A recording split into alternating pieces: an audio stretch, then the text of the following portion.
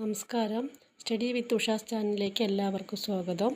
ഇന്ന് നമുക്ക് ഇംഗ്ലീഷിൻ്റെ question discussing part 3 ആണ്. നമുക്ക് ഇനി അങ്ങോട്ടുള്ള ക്വസ്റ്റ്യൻസ് ഒന്ന് നോക്കാം. ഓക്കെ, ഇത് 8ാമത്തെ ക്വസ്റ്റ്യനാണ്. ഇതിന് നമ്മൾക്കൊരു പാരഗ്രാഫ് തന്നിട്ടുണ്ട്. ആ പാരഗ്രാഫ് നോക്കി വായിച്ചിട്ട് അതിലുള്ള ആൻസർ ശരിയാണോ തെറ്റാണോ എന്ന് എഴുതാൻ വേണ്ടിയിട്ടാണ്. ഏകദേശം 6 ക്വസ്റ്റ്യൻസ് ഇതിലുണ്ട്. 6 മാർക്ക് നിങ്ങൾക്ക് കിട്ടും. അപ്പോൾ അതിൽ നിങ്ങൾ ഓരോ ക്വസ്റ്റ്യൻ വായിച്ചതിന് ശേഷം അത് ശരിയാണെങ്കിൽ ട്രൂ എന്നും തെറ്റാണെങ്കിൽ ഫാൾസ് എന്നും എഴുതാനാണ് പറയുന്നത്. നല്ലോണം വായിച്ച് ഓരോ സെൻറ്റൻസും നോക്കുക, അതെങ്ങനെയാണോ പറഞ്ഞിരിക്കുന്നതെന്ന് നോക്കിയതിന് ശേഷം അത് വായിച്ച് മനസ്സിലാക്കിയിട്ട് എഴുതേണ്ടത് ആണ്. നല്ല പെട്ടെന്ന് തന്നെ നിങ്ങൾക്ക് ഒരു 6 മാർക്ക് വാങ്ങാൻ പറ്റുന്ന ഈസി ആയിട്ടുള്ളൊരു ക്വസ്റ്റ്യനാണ്. മുകളിൽ പാരഗ്രാഫ് കൊടുത്തിട്ടുണ്ട്. സമയം വേസ്റ്റ് ആക്കരുത്. കാരണം വെച്ചാൽ നിങ്ങൾ ആദ്യം സമയം ക്വസ്റ്റ്യനിൽ ചിലവഴിക്കുന്ന സമയത്ത് ഇങ്ങനെ ഉൾഭാഗത്തോട്ടും അതുപോലെ ലാസ്റ്റിലേക്കൊക്കെ നിങ്ങൾക്ക് മാർക്ക് സ്ക്വയർ ചെയ്യാൻ പറ്റുന്ന ഒരുപാട് ക്വസ്റ്റ്യൻസ് ഉണ്ട് എന്നുള്ള കാര്യം നിങ്ങൾ മറന്നു പോകരുത്.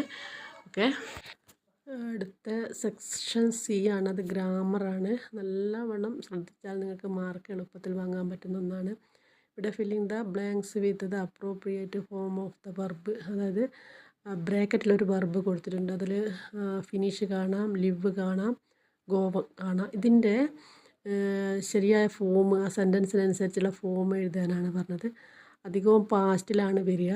നിങ്ങളെന്തായാലും പാസ്റ്റ് ടെൻസ്, അതായത് ഒരു വാക്കിൻ്റെ പാസ്റ്റ് ടെൻസ് നിങ്ങൾ നിർബന്ധമായിട്ട് പഠിച്ച് വേണം. ഫിനിഷിൻ്റെ പാസ്റ്റ് എന്താണ്? ഫിനിഷ്ഡ്.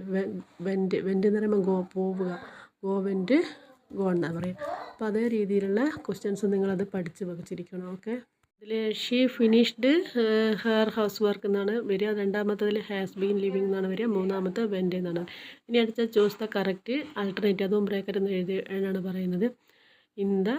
ഇതിൽ the cat sitting on the window still. അതിൽ വാച്ച്ഡ് ദ ബേഡ്സ്.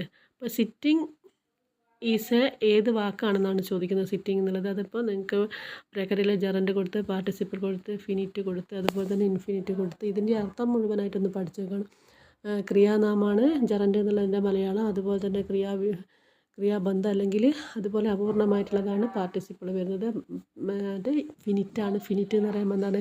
പരിമിതിപ്പെട്ടിരിക്കുന്നത്. അത് 3 നിങ്ങളൊന്ന് പഠിച്ച് വെക്കുക. ഓക്കെ, അടുത്ത ക്വസ്റ്റ്യൻ ഇതിൽ പറയുന്നത് നോൺ ഫിനിറ്റ് വെർബാണ് ചോദിക്കുന്നത്. ഇതിൽ നോൺ ഫിനിറ്റ് എന്ന് പറയുമ്പോൾ ഇൻഫിനിറ്റാണ് വരുന്നത്. ഫിനിറ്റ് അല്ലാത്തത്, അല്ലെങ്കിൽ പരിമിതപ്പെടാത്ത വാക്കുകൾ, അതല്ലെങ്കിൽ അതിൽ ഫിനിറ്റിൻ്റെ വിപരീതമായിട്ടുള്ളത് തന്നെ ഇൻഫിനിറ്റാണ് ചോദിച്ചത്. അത് നിങ്ങൾക്ക് കൺഫ്യൂഷനായിട്ട് വരുന്ന വാക്കാണ്. അത് അടയാളപ്പെടുത്തിയിട്ടുണ്ട്. അതൊന്ന് മനസ്സിലാക്കുക. അതിൽ നിങ്ങൾ ജെറൻഡ് എന്താണെന്ന് പഠിക്കണം, പാർട്ടിസിപ്പിൾ എന്താണെന്ന് പഠിക്കണം, ഇൻഫിനിറ്റ് വാക്ക് എന്താണെന്ന് പഠിക്കണം. ഫിനിറ്റ് എന്ന് പറയുമ്പോൾ എന്താ? ലിമിറ്റ്. അതിൻ്റെ മലയാളം ലിമിറ്റാണ്. അപ്പോൾ ഇൻഫിനിറ്റ് എന്താണ്? പരിധിയില്ലാത്ത, അനന്തമായിട്ടുള്ളത്. അത് ഫിനിറ്റും ഇൻഫിനിറ്റും. നോൺ ഫിനിറ്റ് എന്ന് പറയുമ്പോൾ ഇൻഫിനിറ്റാണ്. അത് നിങ്ങൾ 4 വാക്കുകളൊന്ന് പഠിക്കുക. തൊട്ടടുത്ത ക്വസ്റ്റ്യനും ഫിനിറ്റുമായിട്ട് ബന്ധപ്പെട്ടിട്ടുള്ള, അത് പരിമിതപ്പെടുത്താത്ത അല്ലെങ്കിൽ അൺപരിമിതമായിട്ടുള്ള കാര്യങ്ങളാണ് ഉള്ള വാക്കുകളാണ് പറഞ്ഞത്. അതും നിങ്ങളൊന്ന് മനസ്സിലാക്കി പഠിക്കുക. ഓക്കെ, അടുത്തത് WH ക്വസ്റ്റ്യൻസ് ആണ്. WH ക്വസ്റ്റ്യൻസ് അറിയാം. വാട്ട്, വിച്ച്, വെൻ, വേർ എന്നുള്ള, അതുപോലെ തന്നെ ഹൗ എന്നൊക്കെയുള്ള H കൊണ്ട് തുടങ്ങുന്നതും അതുപോലെ തന്നെ W കൊണ്ട് തുടങ്ങുന്നതുമായിട്ടുള്ള ക്വസ്റ്റ്യൻസ് ആണ്. അപ്പോൾ എണ്ണം അതുപോലെയുള്ള എങ്ങനെ ഉണ്ട് എന്നുള്ള ചോദ്യങ്ങളൊക്കെ ചോദിക്കുന്നതൊക്കെ ഹൗ വെച്ച് തുടങ്ങുക. ഹൗ മെനി, ഹൗ ആർ, അതുപോലെയുള്ള കാര്യങ്ങൾ. വെന്ന് എപ്പോഴെന്നാണെങ്കിൽ അത് വെന്ന്, സ്ഥലം, അതുപോലെ എവിടെയാണെന്ന് വരുന്നത് വേറ്, ഏതാണെന്ന് ചോദിക്കുമ്പോൾ വിച്ച്, അതുപോലെയുള്ള നിങ്ങൾ ക്വസ്റ്റ്യൻ ഏതാണെന്ന് വായിച്ചതിന് നോക്കിയതിന് ശേഷം നിങ്ങളെന്ത് ചെയ്യുക? ഏത് ക്വസ്റ്റ്യനാണോ W കൊണ്ട് തുടങ്ങുന്നതും വിച്ച്, വെന്ന്, വൈ, അതുപോലെയുള്ള വേറ്, അതുപോലെയുള്ള W കൊണ്ട് തുടങ്ങുന്നതും H കൊണ്ട് തുടങ്ങുന്നതുമായിട്ടുള്ള ക്വസ്റ്റ്യൻ ഇട്ട് അവിടെ പൂരിപ്പിക്കാനാണ് പറയുന്നത്. ഓക്കെ, 12, 13 ട്രൂ ഓർ ഫാൾസ് ആണ്. അത് നിങ്ങൾക്കറിയാം. അത് നോക്കിയിട്ട് എഴുതാനാണ് വരുന്നത് പാസേജിൽ. ഇനി 14ാമത്തെ ക്വസ്റ്റ്യനാണ്. 2 വാക്കിൽ ഉത്തരം എഴുതാനാണ്. 2 മാർക്കാണ്. ഒരു ക്വസ്റ്റ്യൻ 1 മാർക്ക്. 2 എഴുതാൻ തന്നിട്ടുണ്ട്. 2 മാർക്കാണ്.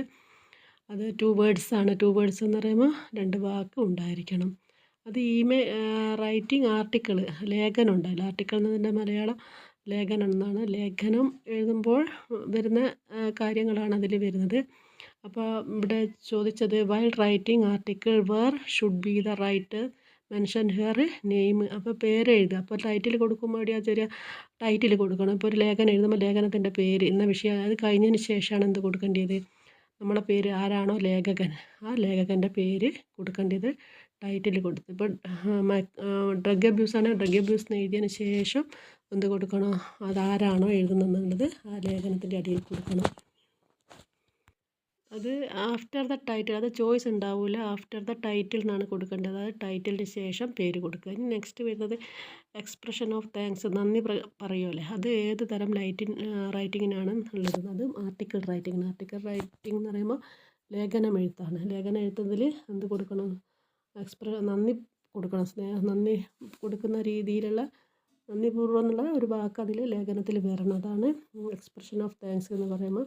അത് ഏതിനാന്ന് ചോദിച്ചാൽ ആർട്ടിക്കിൾ. ഈ രണ്ടും ഒന്ന് ബൈഹാർട്ട് തന്നെ പഠിച്ച് വെക്കുക. ഇത് എല്ലാ ക്വസ്റ്റ്യനിലും വരുന്നത് ആഫ്റ്റർ ദ ടൈറ്റിൽ, അതുപോലെ തന്നെ എക്സ്പ്രഷൻ ഓഫ് താങ്ക്സും. ഓക്കെ.